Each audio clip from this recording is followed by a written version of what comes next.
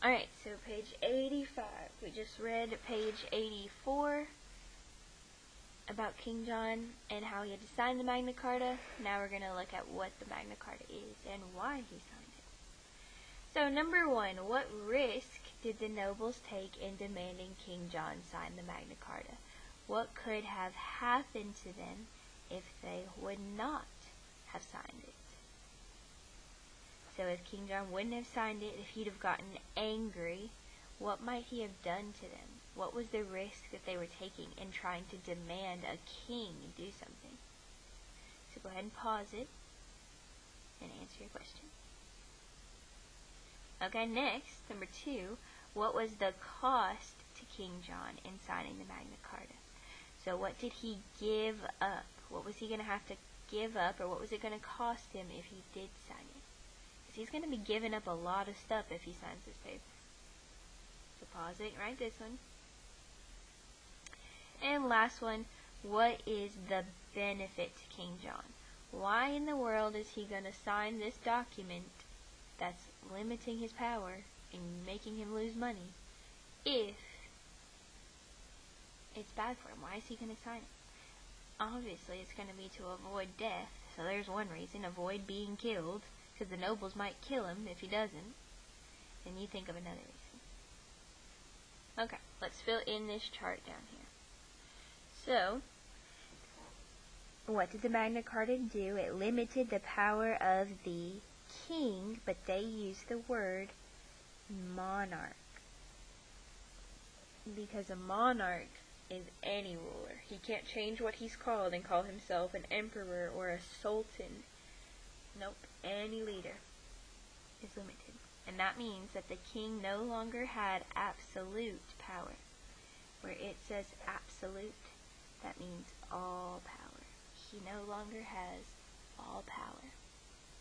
So if he doesn't have all power, he's got to share it with, and these people's people.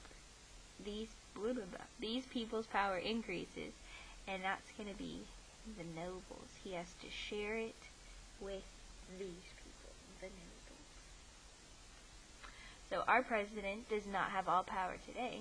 Our president has to share power with the Congress, all the other people who work for the government.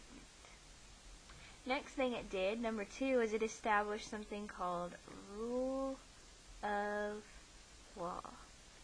The rulers actually have to follow the law.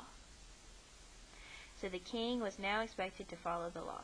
He can't avoid speeding tickets, or he can't get away with murder and not be punished. So the laws become more important than anybody. But we'll put the king. That's who these nobles wanted it to be. They were very worried that King John was going to keep committing crimes.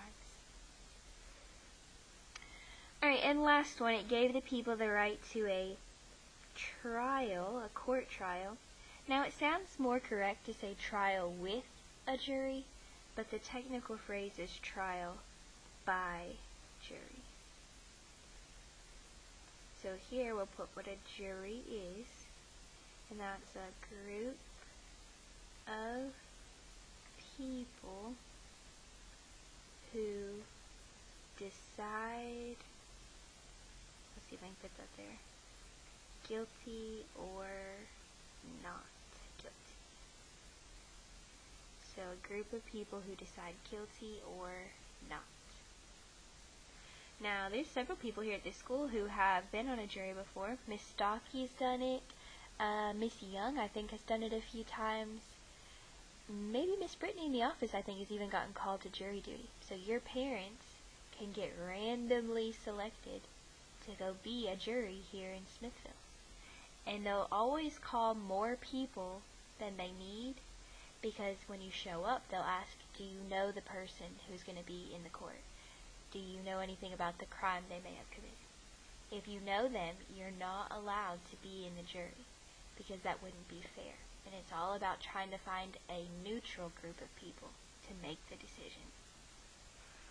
So, the impact that it's had is that decisions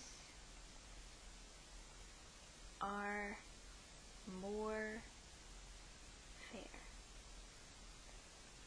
So instead of King John deciding who has to go into the dungeon or who has to go to the prison, a random group of the nobles would decide.